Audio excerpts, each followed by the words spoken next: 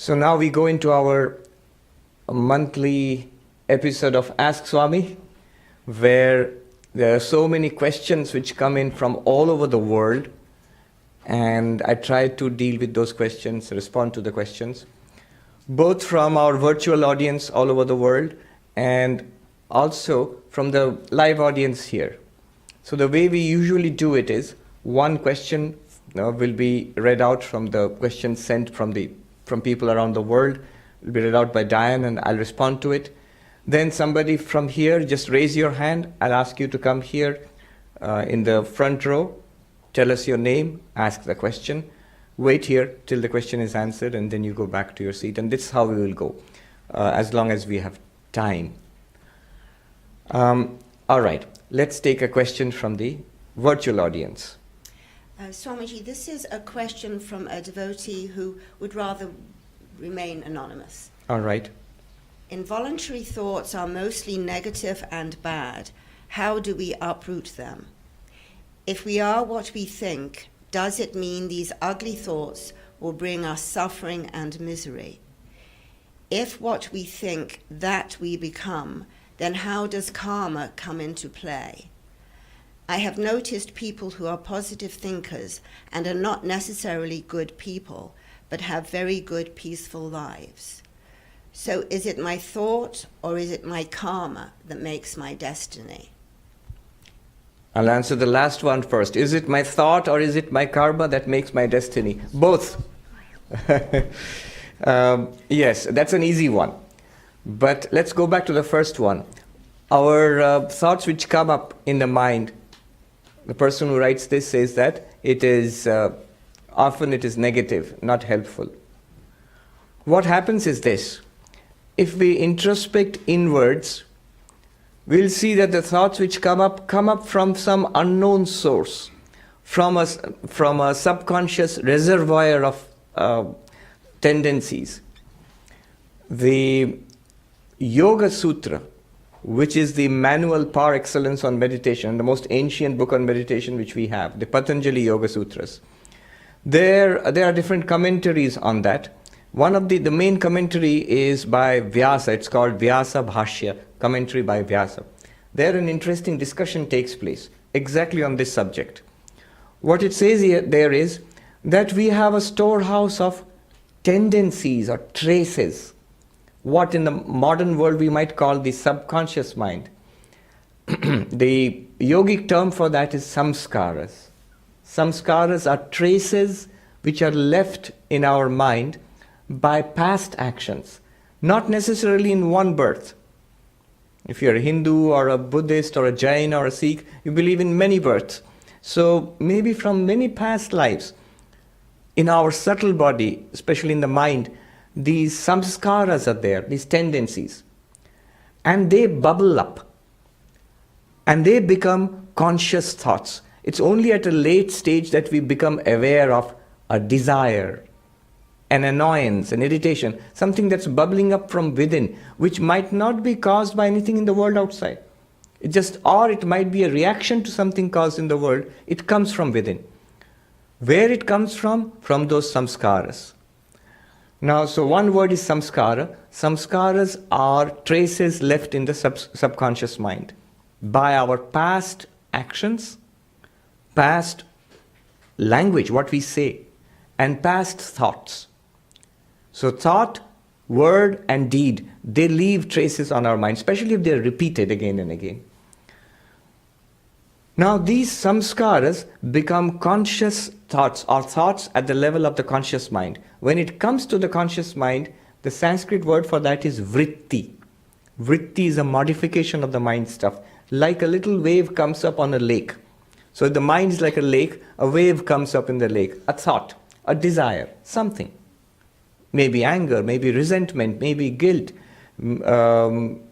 various kinds of thoughts, they come up. Maybe memories surface suddenly for no good reason at all.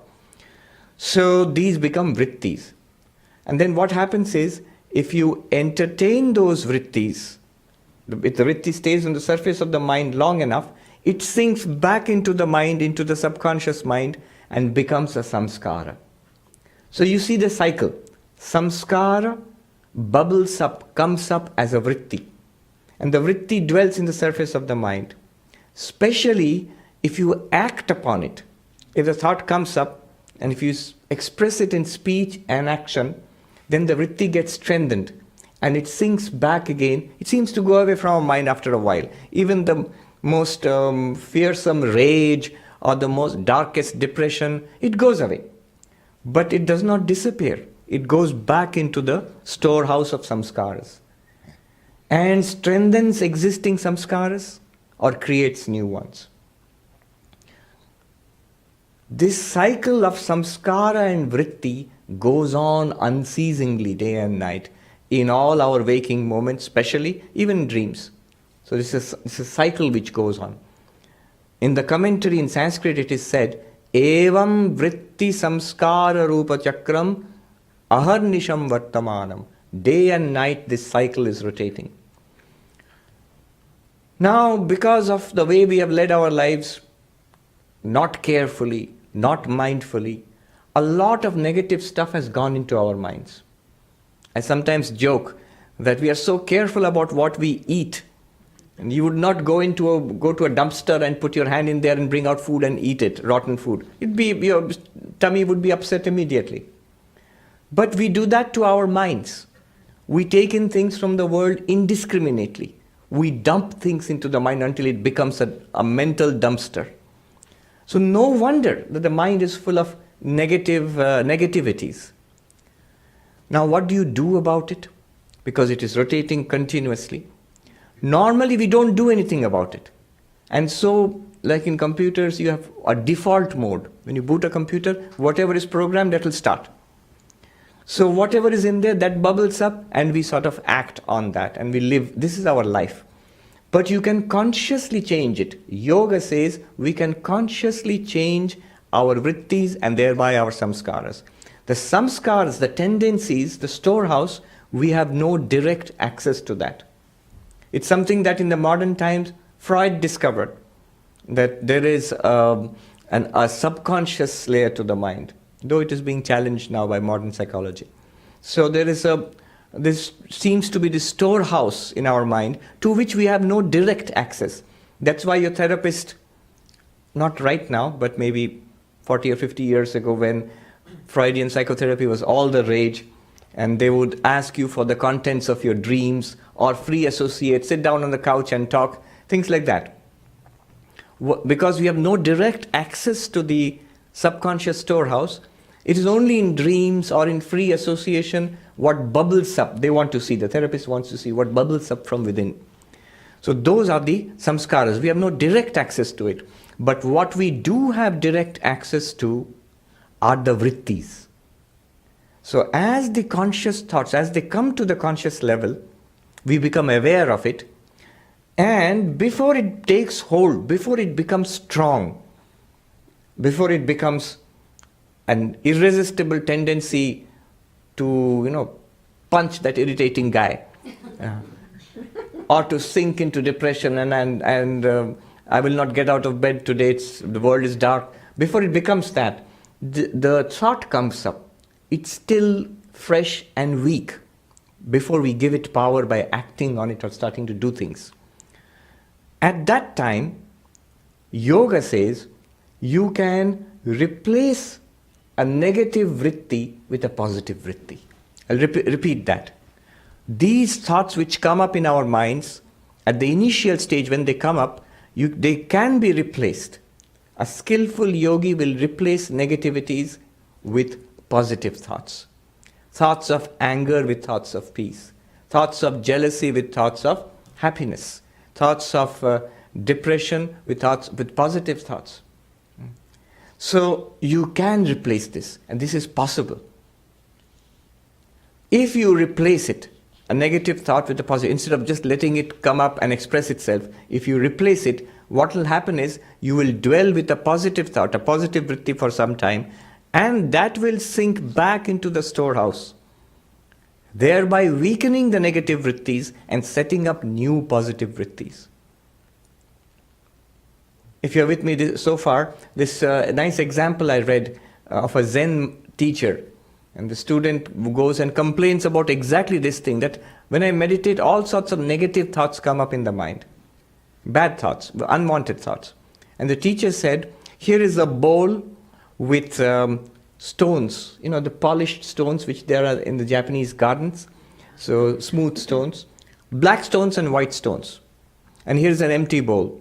Whenever a negative thought bubbles up in your mind in your calmness of meditation, take a black stone and put it in the empty bowl. If a positive thought comes, take a white stone and put it in the empty bowl.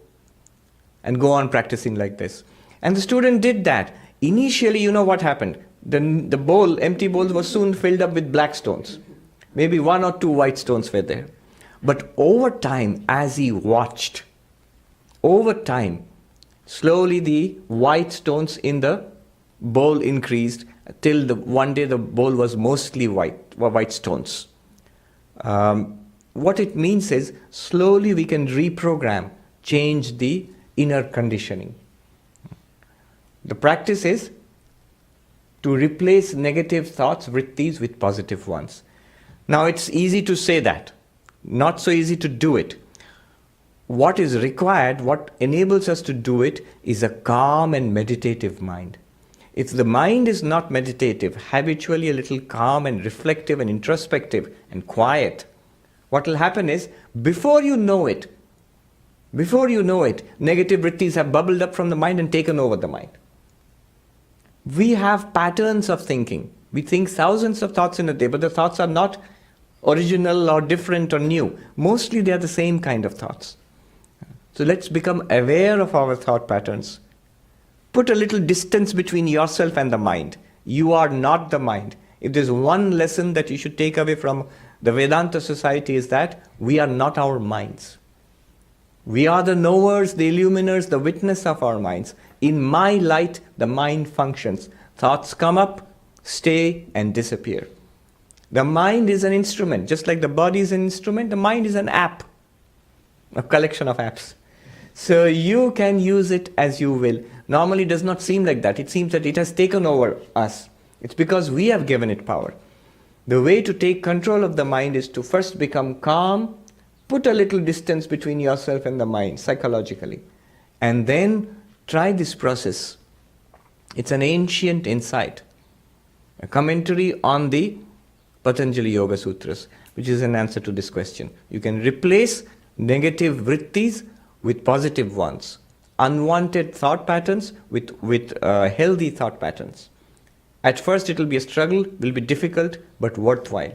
Over time it changes.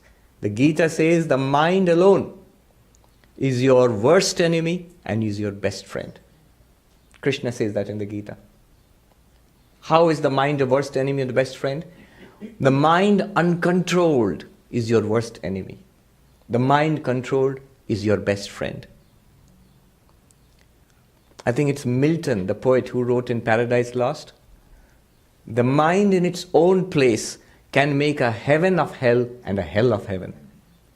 The mind by itself.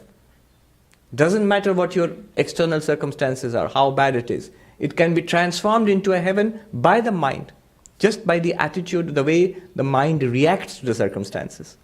No matter how good one's circumstances are, it can be transformed into a hell by the mind uncontrolled. I was teaching children for a long time, and young people for 2 decades nearly. And I saw young people from the best of families, where parents were rich and prosperous and good family, all of that is there, and yet they ruin themselves, maybe by drug addiction or by some kind of something. And children coming up sometimes from the worst of circumstances, a terrible struggle, and they make their lives, they have wonderful lives, which they create themselves. The difference is in the mind. All right. Questions from the live audience? It could be anything related to spiritual life. Yes. Please come. Tell us your name and then ask the question.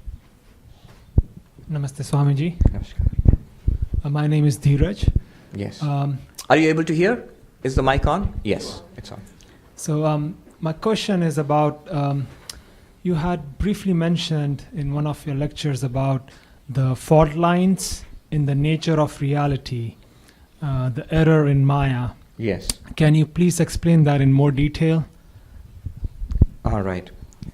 It's a phrase which I had used, I think. I remember I had used this phrase. Now it's coming back to bite me. Somebody had heard this. So Dheeraj is asking me that once I had mentioned about the fault lines in our experience, the nature of reality. That indicates Maya, that this is not real. In fact, I remember there's a book, John Barrow. The book is called Impossibility. It's about science and how in every field of science we are now coming across paradoxes, inconsistencies, incompleteness. It talks about Gödel's incompleteness theorem and so on in every field, whether it's mathematics or logic or physics. As the science advances far enough, even biology, as the science advances far enough, we come across tremendous paradoxes. By the 19th century, the idea was among scientists that we are going to learn very soon, we are going to complete knowledge. We are going to learn all that is to be learned about physics and life in biology, about mathematics. And each field there was this optimism. And in the 20th century, in each field, it seems the optimism was shattered. As we learned more and more, the nature of reality seems to be evading our understanding now. There seems to be mysteries at the very bottom, at the very depth of reality. That's one thing from a scientific point of view. From the Vedantic point of view, I could give you a few interesting clues to this. The things are not what they seem. One is, we seem to be, there's this world out there. We are experiencing this world. This is not me. This is me. I am this being within this, body of flesh and blood. A subject and an object, an individual and the world.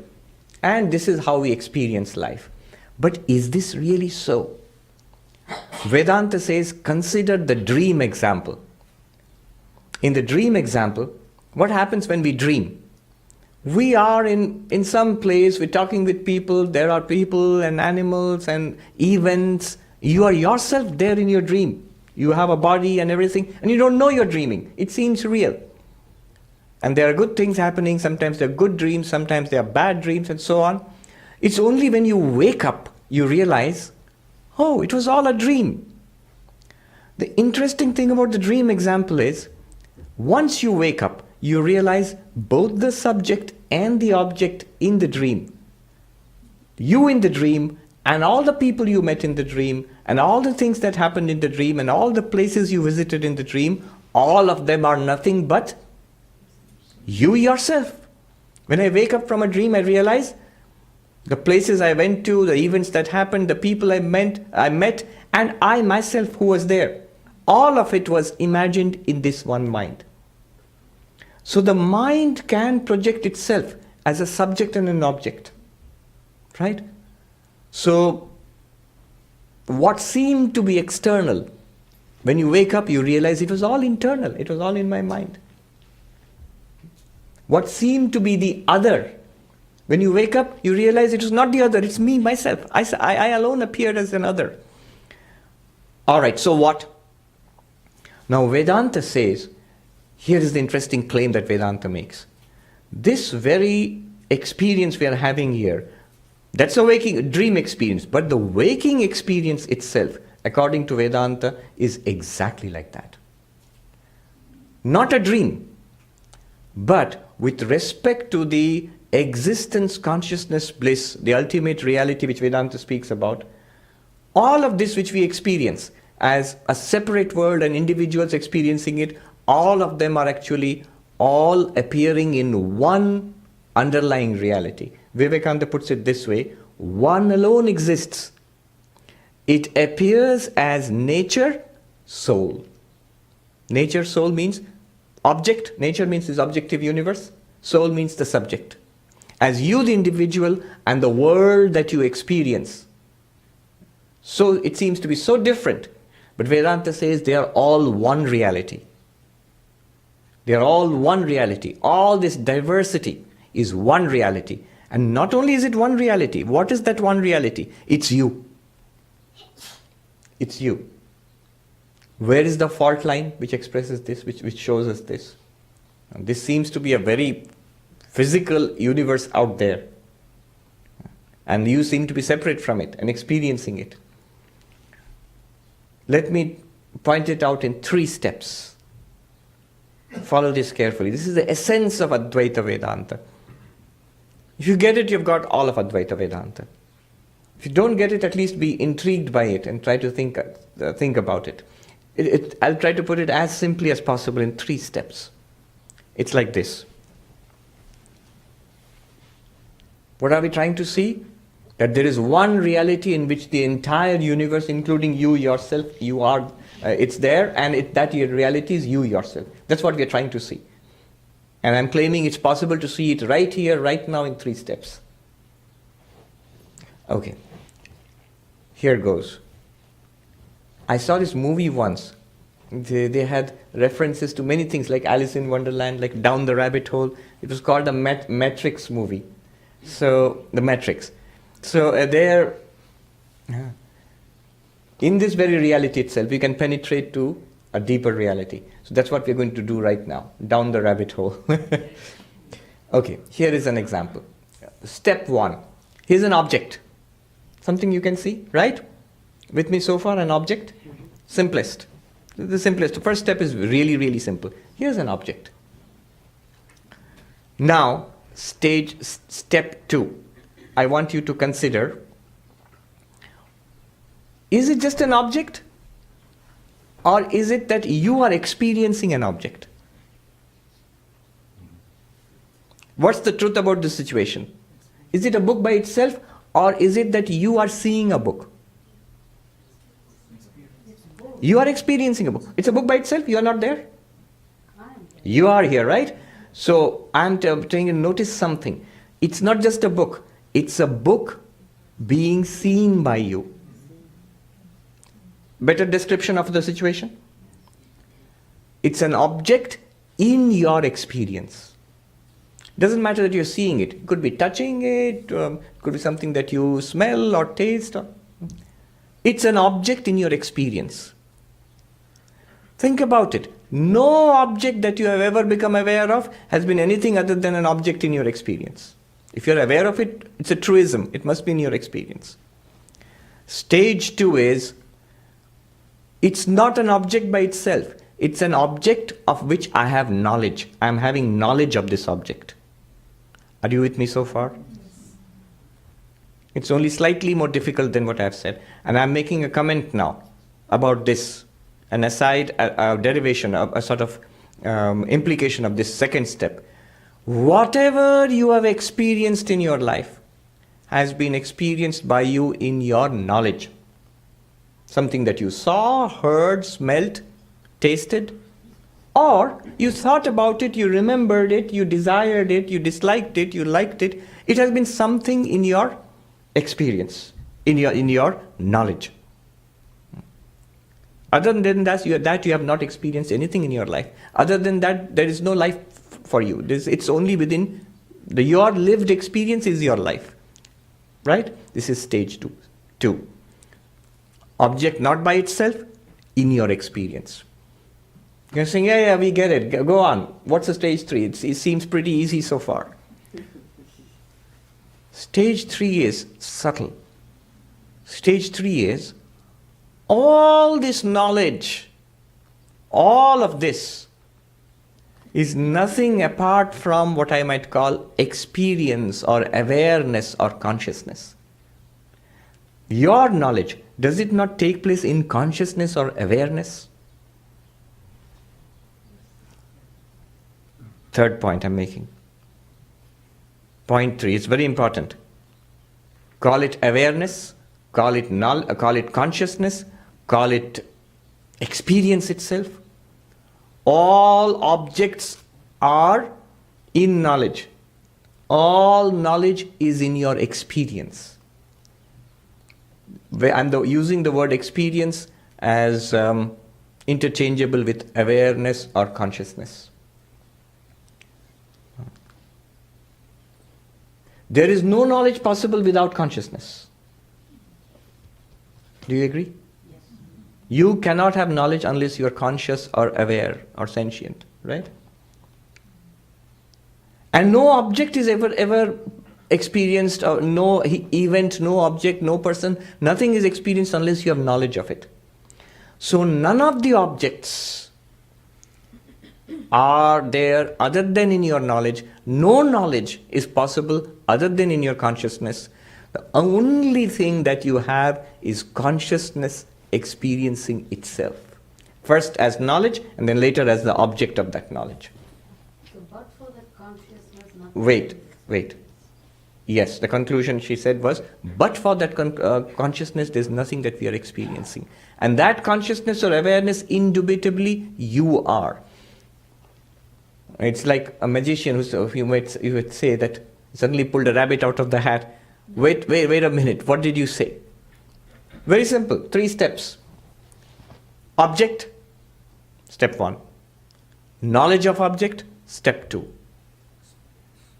Consciousness or experience, step 3. No objects are there without knowledge of them.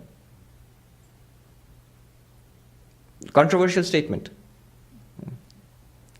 Philosophers can debate it. No knowledge is possible without consciousness. That's not so controversial. If no object is possible without the knowledge of that object, then the object is not apart from that knowledge. It's a constituent of that knowledge. If no knowledge is possible apart from consciousness, then the knowledge has no reality apart from that consciousness. Ultimately, it's all reduced to consciousness itself or experience itself. And you, that experience, pure experience or pure consciousness is you yourself, is your own real nature. Call it being, many words are used. Sat, being. Chit, consciousness. The Buddhists have a very interesting term they use. Clear light of the void.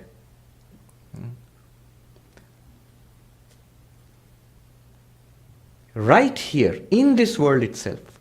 That's why the dream example is very applicable. I'll quickly indicate 2 more fault lines. Here what I've done is I've not indicated a fault line, but I've shown you in this experience itself, you can change your paradigm, your complete point of view about this worldly experience which we are all having. Instead of thinking a separate subject experiencing a separate object, question can easily be asked, where have you ever experienced the object apart from yourself, from your own knowledge? Never. Never. In philosophy, they call it the standing scandal of philosophy, that you cannot really demonstrate the existence of an external world. You've never experienced an object apart from your knowledge of that object. And any kind of, by knowledge, I mean what you get with the operation of the instruments of knowledge. Seeing, hearing, smelling, touching, tasting, or inference, scientific thinking, logical thinking. And all of that cannot exist without consciousness. If they cannot exist without consciousness, then they are nothing apart from consciousness. All of these are names and forms superimposed on consciousness. In reality, consciousness alone, it's the only reality, and that's what you are. All right, let me quickly indicate 2 fault lines. One is a very general thing. Things change. Things change. True? All things are impermanent. True? Things are created, they exist, and they're destroyed. Anityam. The Buddha noticed this first. Anityam, anityam, sarvam anityam. Impermanent, all is impermanent. Why should this be an interesting fact? Here is the fault line.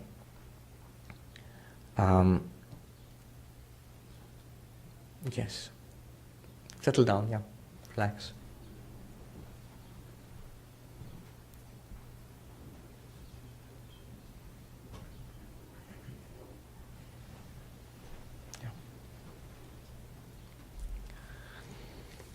Why should this be an interesting fact? Look at it this way. First fact is, things are impermanent. They change, they are created, they exist, and they're destroyed. Look at it this way. It's like things come into being, they gain existence, they retain existence, and they lose existence. Okay? Let me give you an example here. When we cook, say boiling a potato. So you have the expression hot potato. Now, does the heat in the potato, does it belong to the potato? The potato was cold earlier.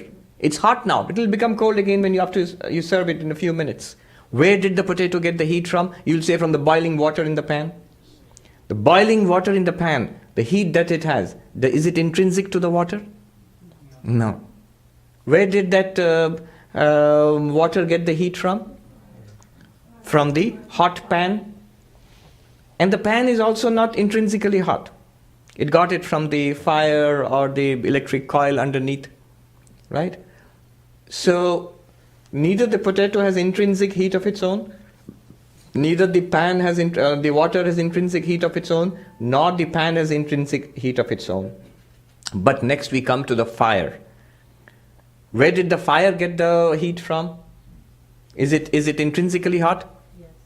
Yes. As long as the fire is there, it's hot. The pan borrowed heat from the fire.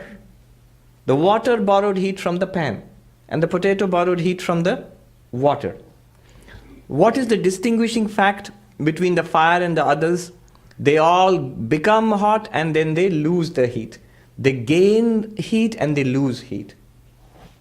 They are not always hot. They don't have heat all the time. So, generalizing, one sign of a property which is not intrinsic is that one can gain it and lose it. If it is natural to you, intrinsic to you, you would always have it. An entity which has that property would always have it if it's intrinsic. If it is borrowed, if it is incidental, then it will come and go. Okay with me so far? As far as the question of existence as an intrinsic property, then what will happen to that thing? If a thing does not have heat as an intrinsic property, what will happen to it? Sometimes it will be cold, sometimes it will be hot, and again it will become cold. It will gain heat and lose heat if it is not naturally hot.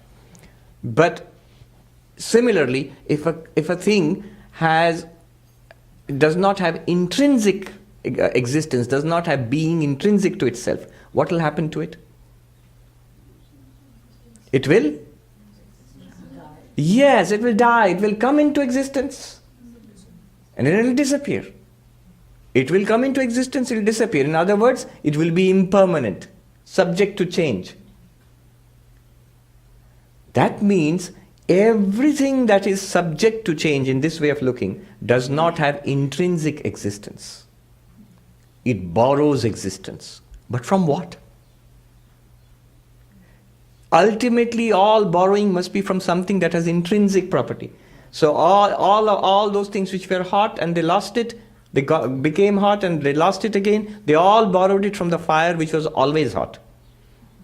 So there must be something which has intrinsic existence. And the only thing that can have intrinsic existence, logically speaking, is being itself, existence itself. That never goes out of existence. That's the Vedantic idea of Sat.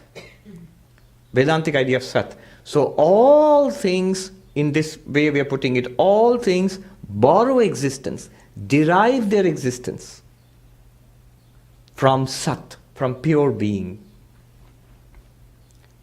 You might protest at this point and say that pure being, that sounds like an abstraction.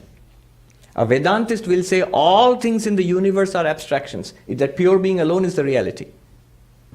It's the only one that has existence, that is. That alone lends reality to all these names and forms, whether they are people or things or events, whether they are bodies or minds or thoughts or ideas, all things come into existence and disappear, borrowing existence from Sat, pure being. What is the fault line which gives us a clue to this? The impermanence of things. Think about it. I've given you a very profound thing. In the Bhagavad Gita, there is a verse 2nd chapter, 16th verse. Na sato vidyate bhavo, na bhavo vidyate satah. The unreal never comes into existence, and the real never goes out of existence. The wise know the truth about these two. Shankaracharya in his commentary writes pages and pages and pages. What I've just told you about intrinsic existence and losing the existence and not losing the existence and the possibility of a pure being, an isness, all of that is controlled. All of that is discussed in Shankaracharya's commentary there. I'm just giving you the summary. What do they call it? The executive summary or something? Yeah. I'm giving you some notes are there. Students use it. Cliff notes. Yeah. I gave you the cliff notes. If you actually had to study the commentary, it would take several classes actually. But the clue there, the fault line, is the simple fact everybody knows. We see it all the time, we never note what it means. According to Vedanta, it means something very profound. What is that fault line? The impermanence of things. That the very simple fact that things come into being and disappear. That people are born and die. Things are produced and destroyed. In the Gitanjali, Rabindranath Tagore, in the English translation I'll tell you, there's a very beautiful thing which struck to my mind, He says, a dry leaf breaks off from the tree and floats down to the lake, And it sets off ripples on the lake. He says it is the one same cosmic movement, the leaf falling and the ripples going out on the surface of the lake to the stars being born and dying. It's a one cosmic movement in the universe. Coming into being and then slowly dropping out of being. Behind all of this, it points to an unchanging reality, Brahman. Fault line. The last fault line I'll indicate is a subtler one. It's this. It's a very specific fault line. We have 3 kinds of experiences throughout the day. We are awake right now, hopefully. And then we fall asleep and we're tired and we dream. And then we have deep sleep, dreamless sleep. Waking, dreaming, deep sleep. In Sanskrit, Jagrat, Swapna, Sushupti. This we know. Now, what happens in deep sleep? The mind, which is active. What is waking? The mind is active along with the sense organs and we contact an external world. It seems like that. What is dream? Our body falls asleep, but the mind is still active and it generates like movies. We are not in contact with the external world. We have forgotten that we are lying on the bed. But in our mind, we live a virtual reality. It's a dream. Mind is still active. What's deep sleep? The mind completely shuts down. The mind is resolved. It's a state of blankness. Now, when you wake up, it's a classic Vedantic analysis. When we wake up, we say, I slept nicely. I slept like a log. I didn't know anything. This kind of phrase is there in almost every language in the world. I slept like a log. I didn't know anything. The very fact that you can say, I slept like a log, I didn't know anything, points to the fact that there must have been a continuity of experience. That's why I say deep sleep is not an absence of experience. It's an experience of absence.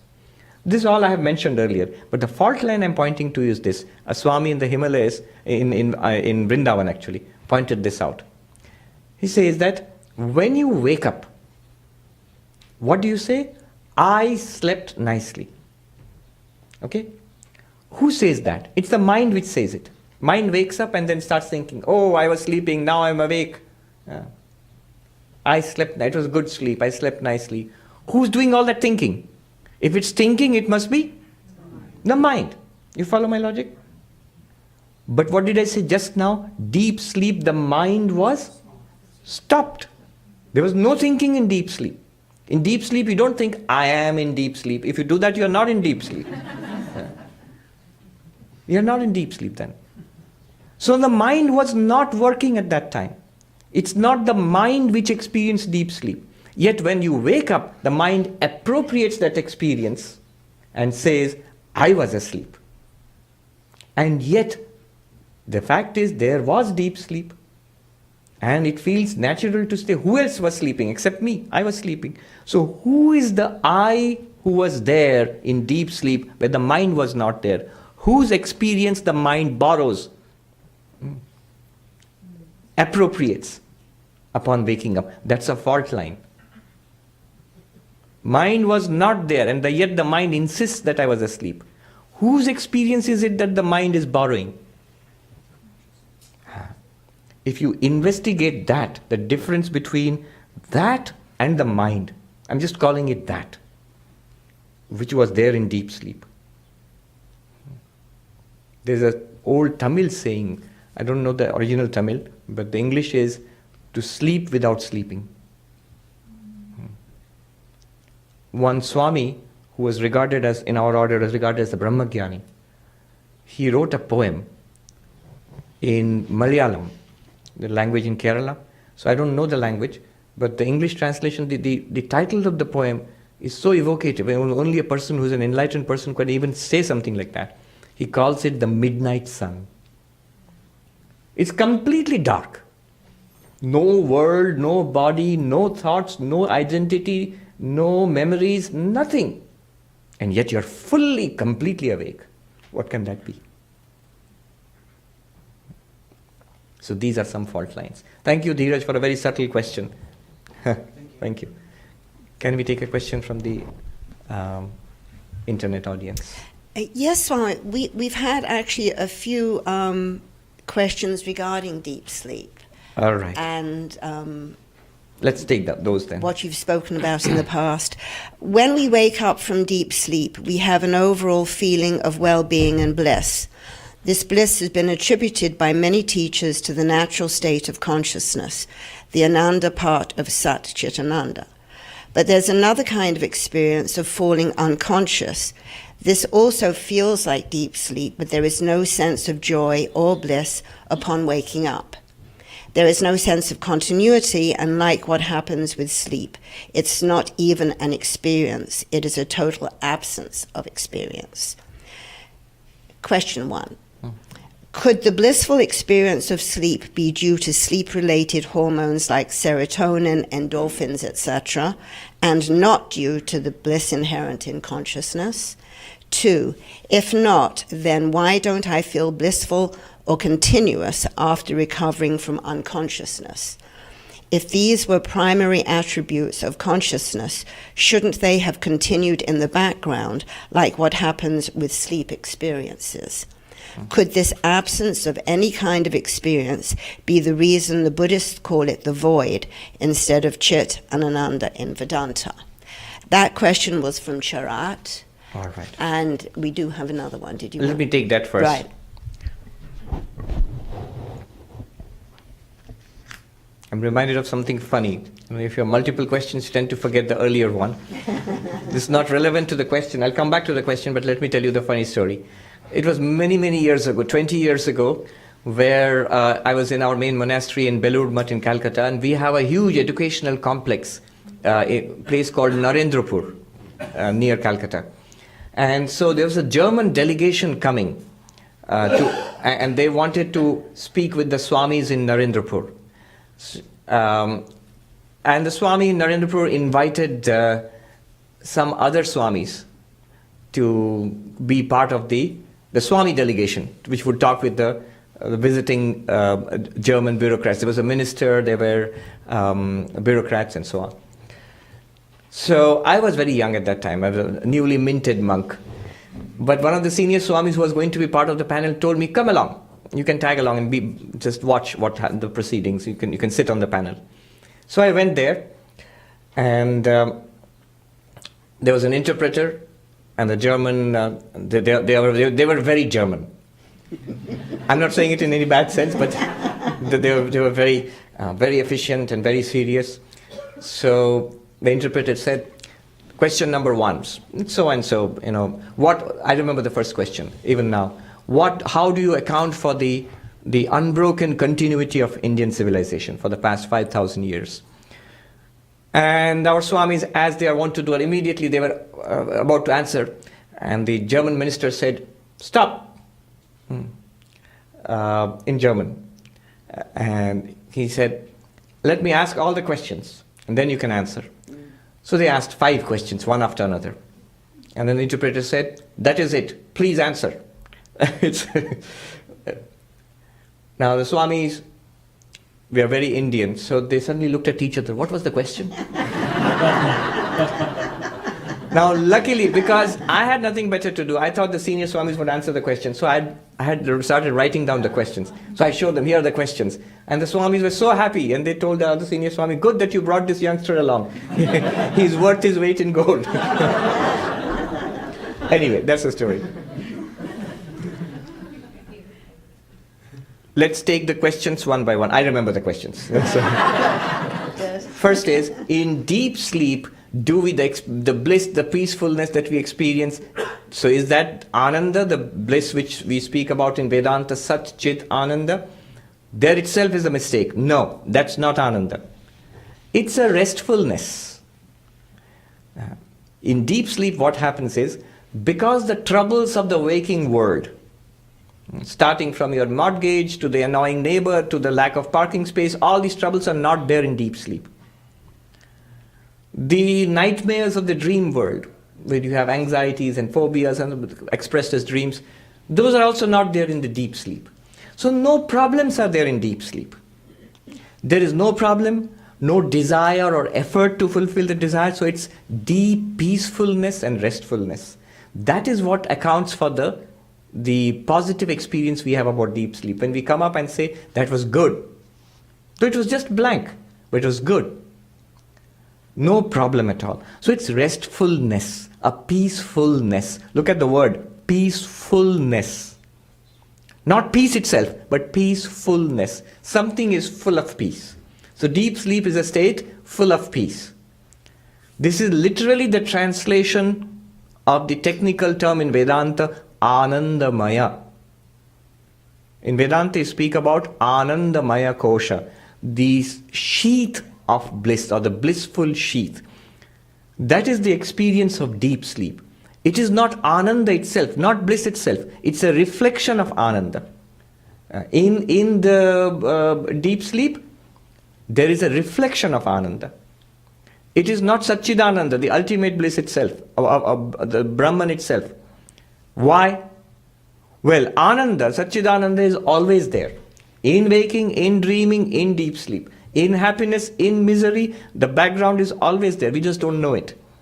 The restfulness which is experienced in deep sleep belongs to deep sleep only. It's there in deep sleep, it's not there anywhere else. So it cannot be Brahman, which is always there. It's impermanent. So restfulness in deep sleep is because there is no trouble. There is no misery.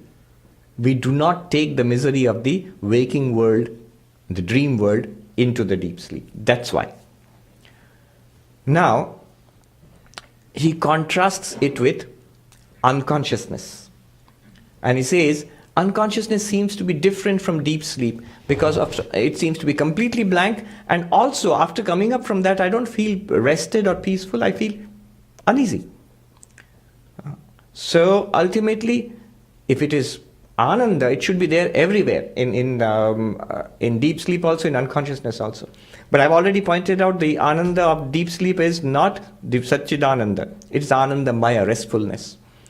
This topic of unconsciousness is actually discussed by Shankaracharya in the Brahma Sutra. The question raised there is, why only talk about 3 states, waking, dreaming and deep sleep? We also have intermediate states. Some people have daydreams, some people have coma, some people are knocked unconscious. He gives the example of being hit on the head with a club, which might not happen so often these days, but I'm sure it happened in ancient India. So, being hit on the head with a club, and then you fall unconscious. And he mentions, when you wake up from that, it's not restful. You don't come out and say, oh, I slept like a log. No. So, it's quite unpleasant. So, that's another state. What Shankaracharya says there is important. He says, yes, there are different possible states, depending on the state of the mind, of the body. There could be coma, there could be trances, there could be mystical experiences, there could be daydreaming. But what he says is, in Vedanta we use only these three: waking, dreaming and deep sleep. You know why? Because these three are common and available to you, all of us, all the time. Every day we have waking, dreaming and deep sleep. It's not every day that you get hit on the head with a club, thank God.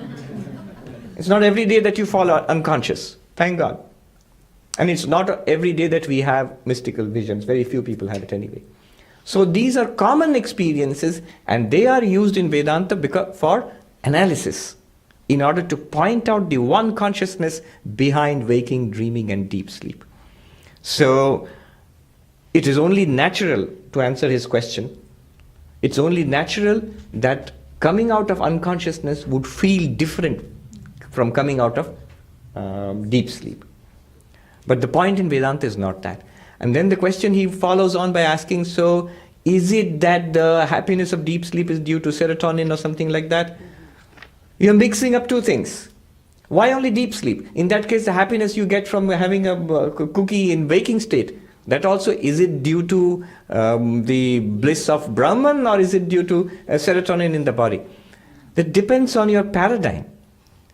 If you are taking a materialist, reductive paradigm, that everything is body, and everything is generated by movements in the body, by neurons firing, by neurochemicals like serotonin and others, and what we experience as happiness, bliss, cognitive events, they're all byproducts, epiphenomena. That's the most radical kind of reductionism.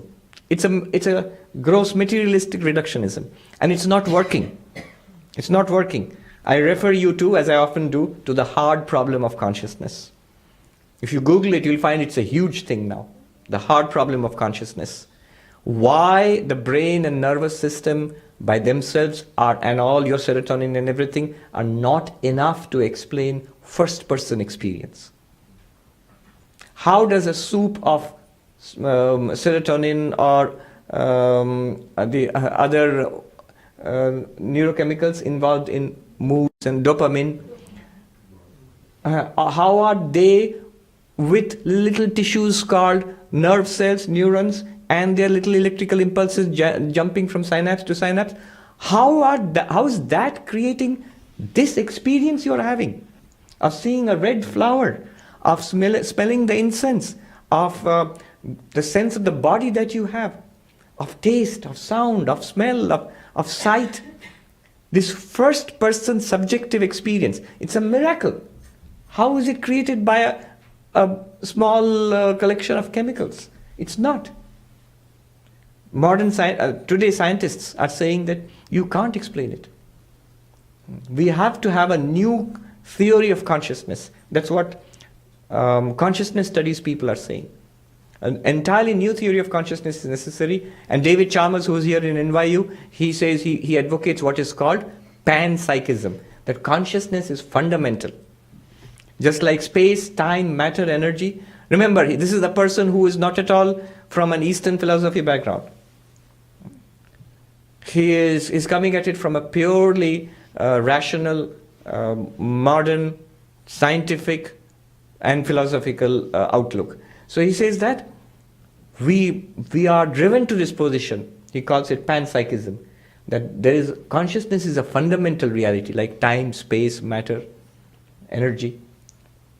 It's like, if you admit that, that's as good as admitting Sankhya philosophy, not yet Advaita Vedanta, but Sankhya philosophy or Yoga philosophy, which says there are two realities in this universe: consciousness and nature. Nature is matter, energy, time, space.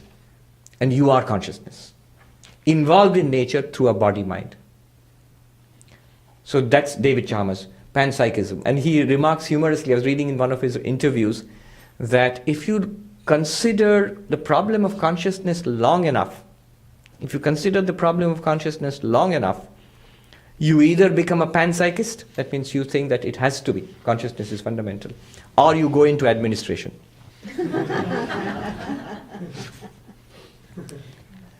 So that's the answer. Consciousness is responsible for all these experiences, including bliss.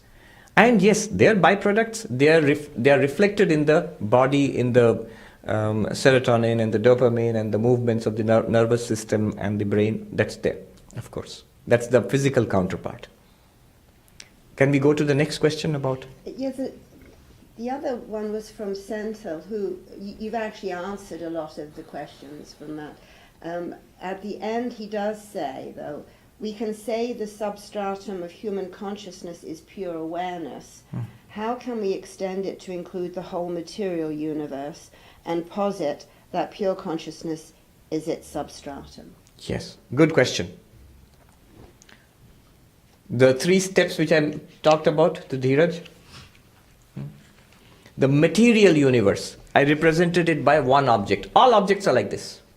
A material universe, something that you can see, smell, hear, taste, touch. If it's not available to our sense organs, then it's available to our scientific instruments. You can have a huge instrument like the CERN in Switzerland to detect the tiniest possible particles. But they're all objects. They're all objects. And they are presented to you, to me, in our knowledge, in our experience. And all knowledge and experience is possible only in consciousness. If you admit that, then I'll give you some corollaries. The corollaries are, if 2 things cannot be presented separately, then you have no right to say that they're 2 separate entities. You have to seriously consider the possibility that they are one entity. I can show you the cloth and the book separately. Therefore you say the book is something else and the cloth is something else. They don't go together. Hence they are 2 different entities. But no object in the world it's possible for you to speak about or experience without knowledge. Every object that you've experienced is in knowledge. And no knowledge, so therefore you cannot speak of objective reality apart from subjective reality. 1. Similarly, the subjective reality, you cannot speak about it apart from consciousness. In that case, you cannot say that there is a separate subjective reality and consciousness. That's easier to demonstrate. So the objective reality reduces to the subjective reality, which reduces to consciousness. Because you cannot speak of them separately, you have no right to say they have an independent existence outside of your consciousness. Hence, the entire material order is reduced to consciousness. This is the conclusion of Advaita Vedanta. If you don't reduce the entire material order to consciousness, if you leave them separate, then that's Sankhya. If you reduce the entire conscious order, subjective order to the material reality, then you have materialistic science. In one sense, science and Advaita Vedanta are at opposite ends of the spectrum. Advaita insists on reducing everything to consciousness, and science insists on reducing consciousness to matter. All of conscious experience to matter.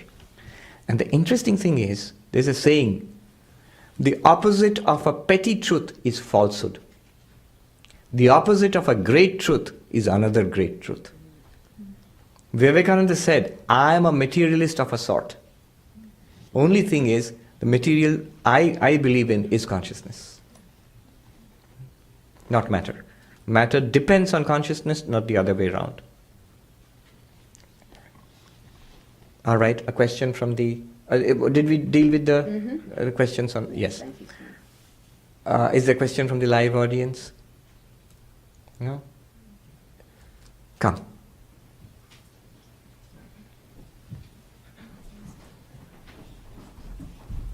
Yes. Namaste, Swamiji. Namaste. Can you tell us your name? My name is Manutosh. Yes. You said something very interesting. You said the entire material order can be reduced to your consciousness. Yes. You said your consciousness rather than saying just consciousness. So there are 2 parts to my question. One is, so shall we assume that it's each one of us has our own consciousness? And if so, what about events which affect all of us? So if there is a natural calamity at this point, right? If there's an earthquake, which affects everybody in this room, Yes. and suddenly, that's how do we explain that parallel parallel sort of a shared public reality. Right, yes. Right. I use the term your consciousness. More precise would be you, the consciousness.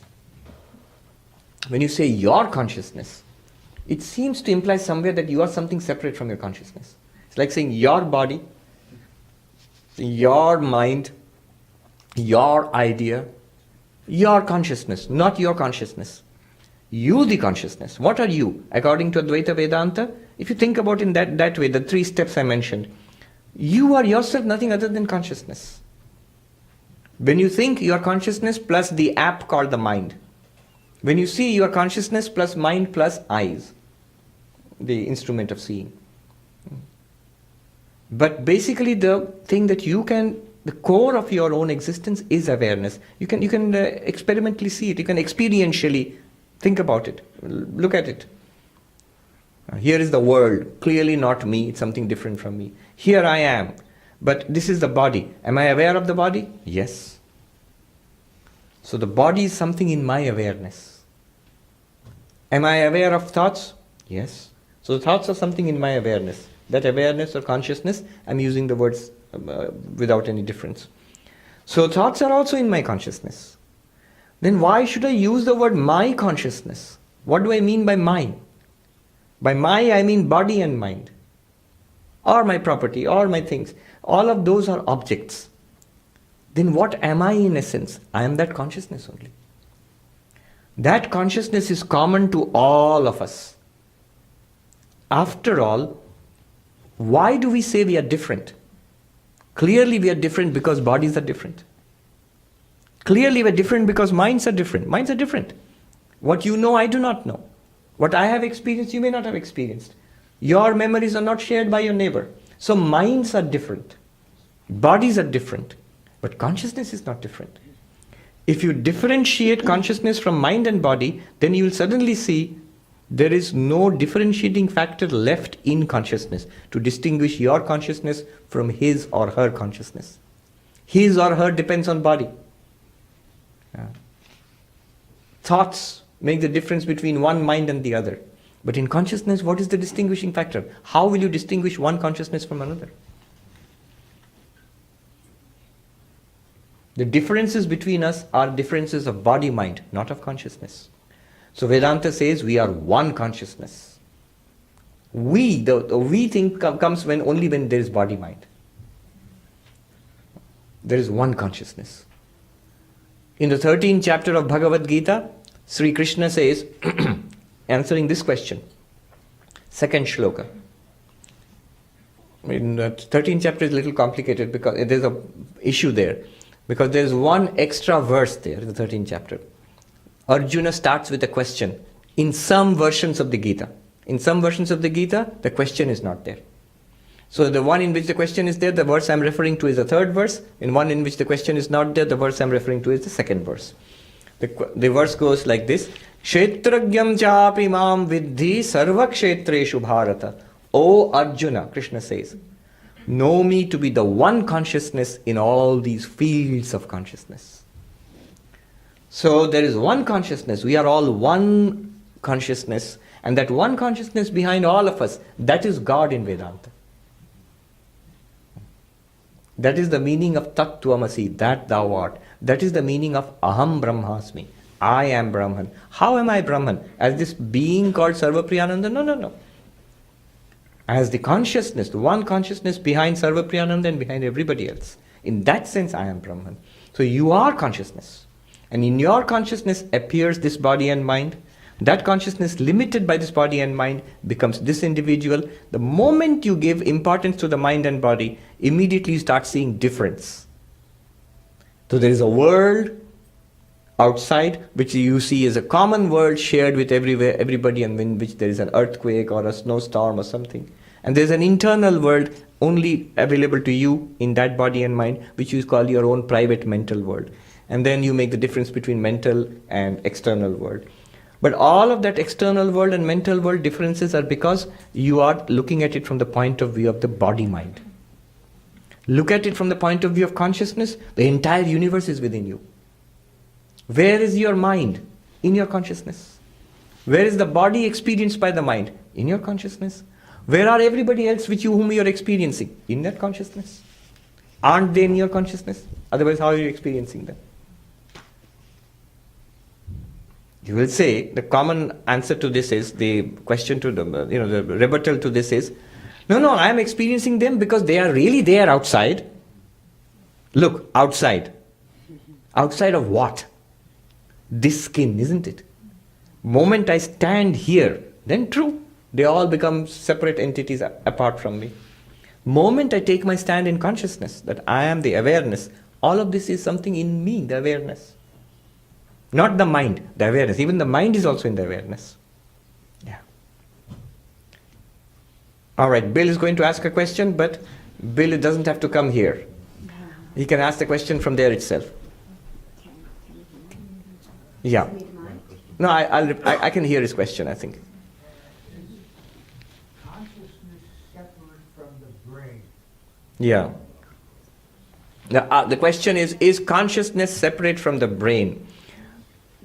The straight answer from Vedanta is yes. And a more considered answer is this. When consciousness is functioning through the brain, when you see and hear and smell and taste and talk, then it's something functioning through the brain and nervous system. So always it seems to be together with the brain and nervous system. From a materialist, reductionist point of view, the body is the only reality. And in the body you find the brain and the nervous system. Now you cannot deny consciousness. There are scientists who would love to deny consciousness. They must be zombies. And the Walking Dead, they are not aware, they don't have consciousness. There are some scientists who will say, no, there is consciousness, but it is generated by the brain. So the brain is reality, is the reality which generates a kind of epiphenomenon, a secondary reality called consciousness.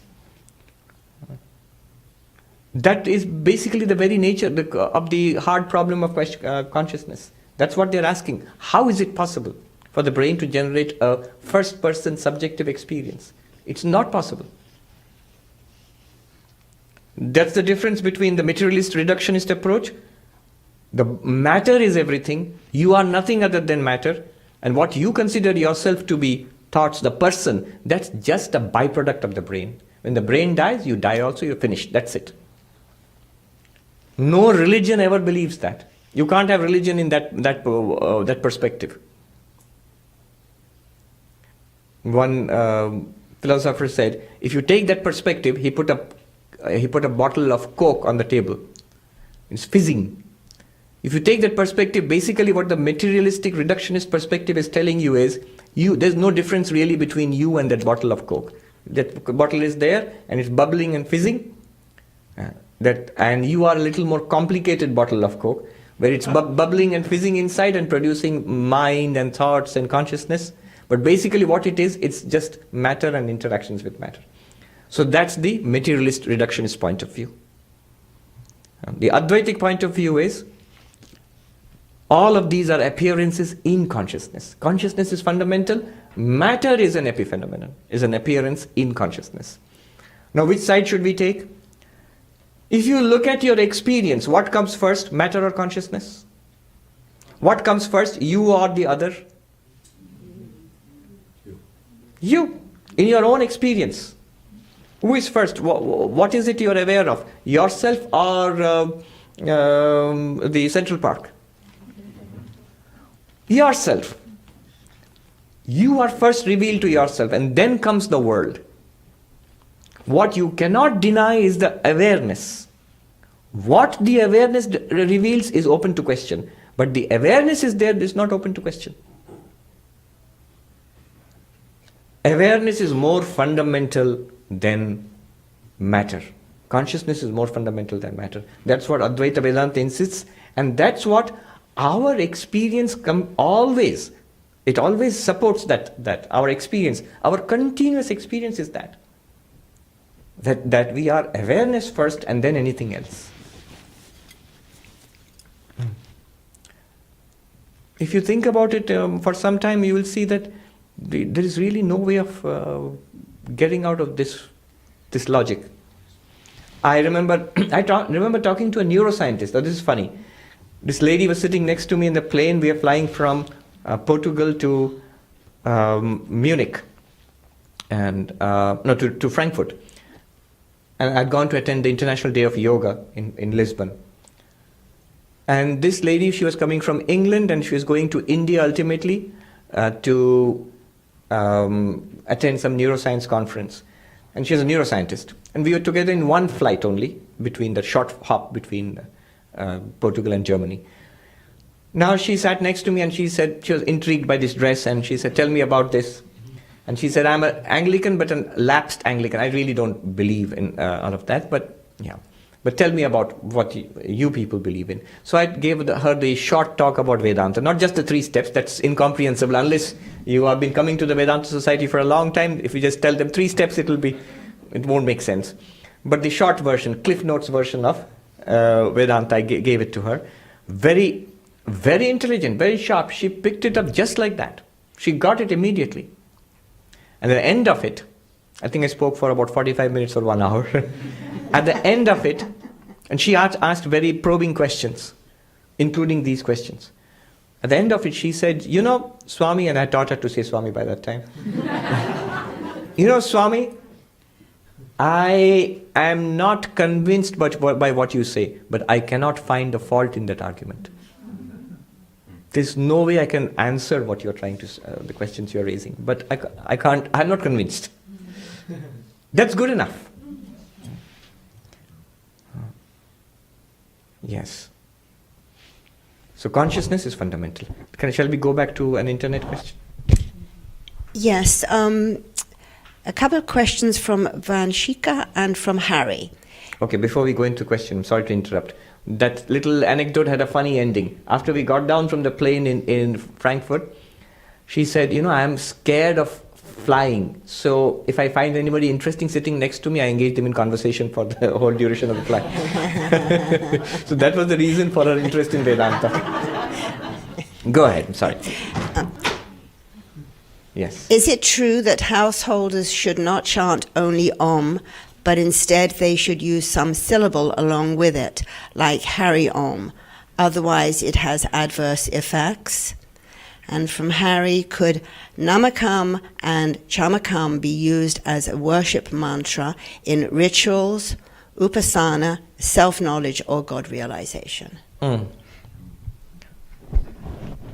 2 questions. First, I'll answer the question about using Om and Hari Om and all of that. These were old prejudices in India, that only, say, a Brahmin can chant the Om, or a woman cannot chant the Om. They're very orthodox people.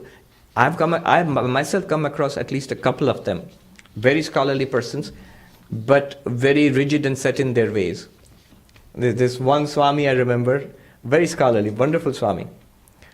Now he's supposed to lead a chanting session. Now when the women are chanting, he would start the same mantra with Namaha, not with Om. Another Swami noted that and hauled him up. He said, what is that you're doing? So he sort of sullenly kept quiet, because he's very Brahminical, very traditional Brahminical family. It comes from that. Now, those who go to India, you know, there's this chant of the Gayatri mantra, Om Bhur Bhuvaswa, Anuradha Paudwal has recorded it, and it's chants.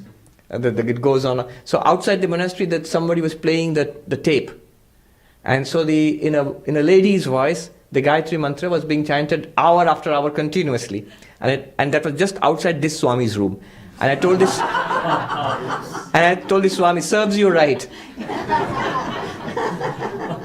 And he grinned sheepishly also. Yeah, these are old prejudices. Absolutely not. If you chant the Om, whether you are a householder or Brahmin or non-Brahmin, a woman or a man, a child or an old person, Indian or Western or Chinese, whatever, you can only benefit from it. So there is no problem there.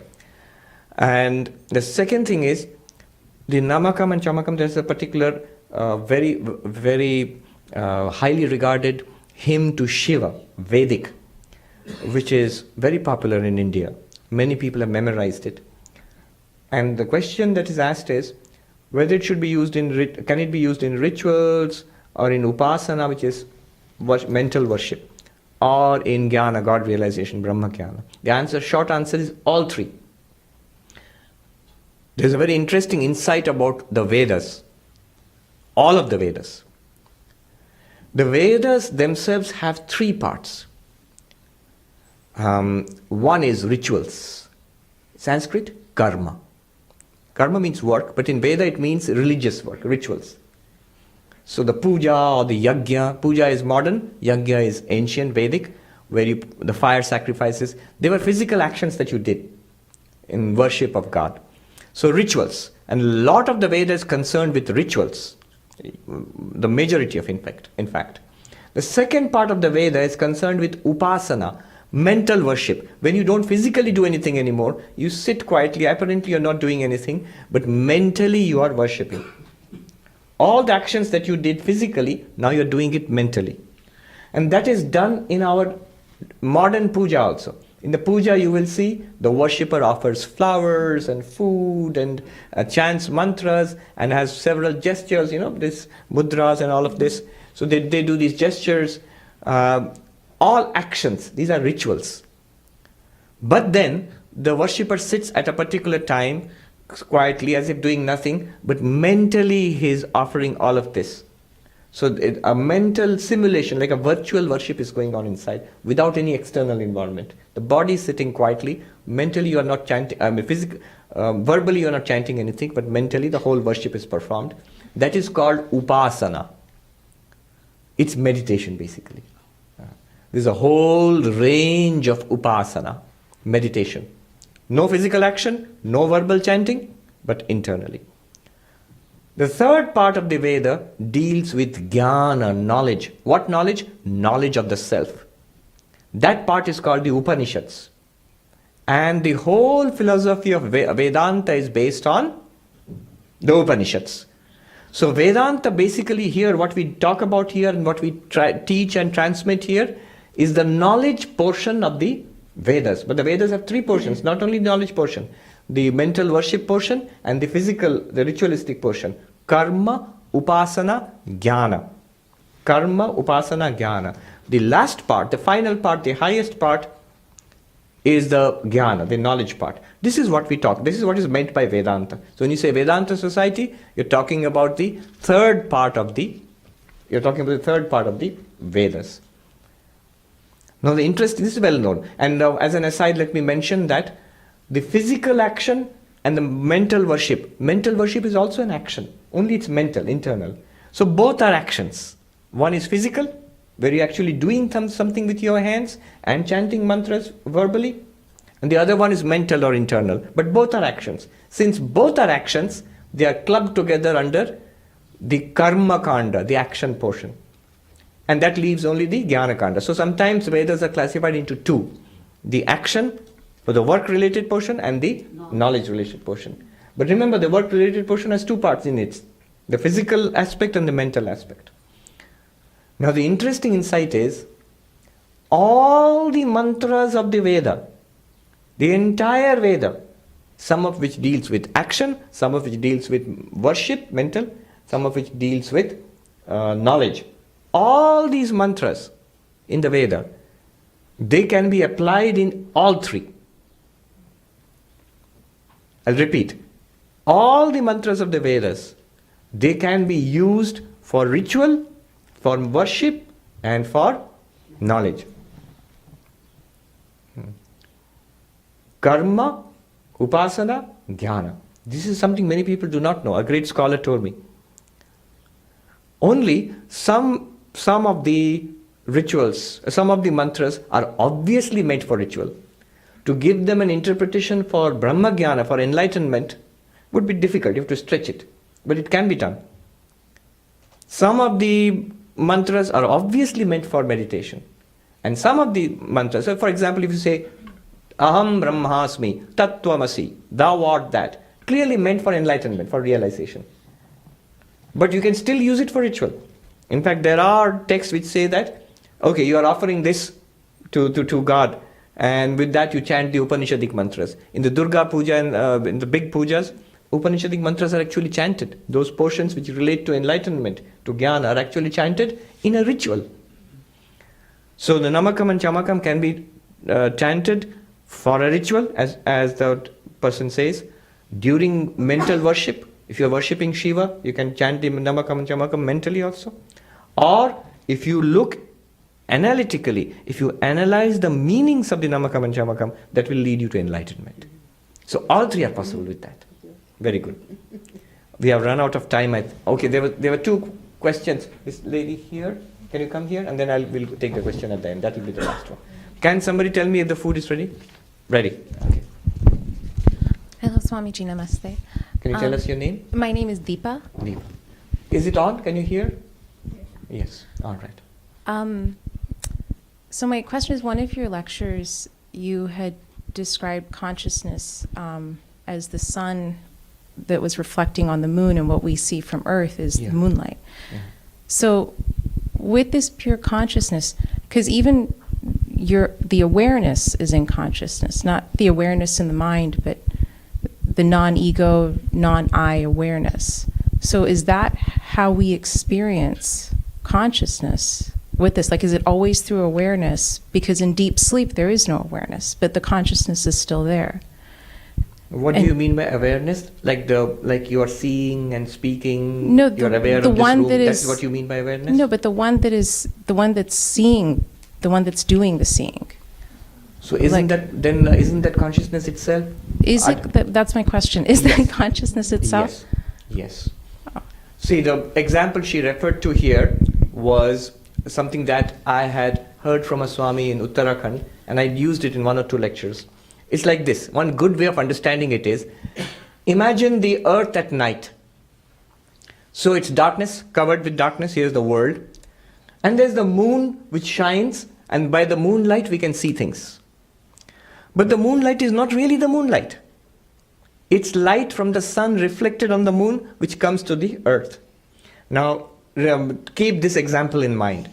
An unseen sun, at night the sun is not seen. An unseen sun whose light shines on the moon, and the moon reflects this light back to the earth, and we call it moonlight, and we use it to see things in the world.